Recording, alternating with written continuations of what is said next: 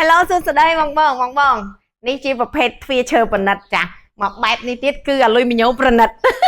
ចាអាលុយមញោមប្រណិតអញ្ចឹងបញ្ជាក់ពីប្រភេទទ្វារ PT គឺ PT យើងជាប្រភេទទ្វារពហុមុខងារស្លាយឲ្យបើកបានឲ្យបងព្រោះឈើចាអញ្ចឹង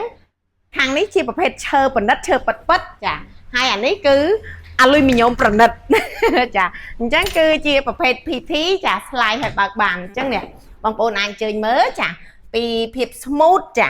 របស់ PT អញ្ចឹងគឺយើងបើកបានរហូតដល់180ដឺក្រេបងអញ្ចឹងបងដែលចង់បាន space ទលាយបែបនេះចា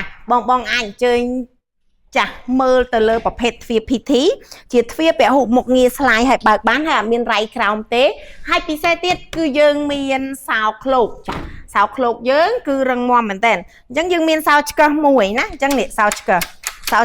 គឺយើងសម្រាប់បើកបិទធម្មតាចំណែកឯសោឃ្លោកគឺជាប្រភេទសោសុវត្ថិភាពអញ្ចឹងពេលណាយើងចេញទៅក្រៅផ្ទះយើងមានសោឃ្លោកនេះគឺសុវត្ថិភាពមែនតើណាចាអញ្ចឹងបងដែលមានចំណាប់អារម្មណ៍តាក់ទងប្រភេទទ្វារ PT សូមកុំភ្លេចសាកសួរព័ត៌មានពីក្រុមហ៊ុនរបស់យើងខ្ញុំស៊ីវ៉ាយនៅលើផ្លូវ217ខណ្ឌដង្កោចាអរគុណបាយបាយ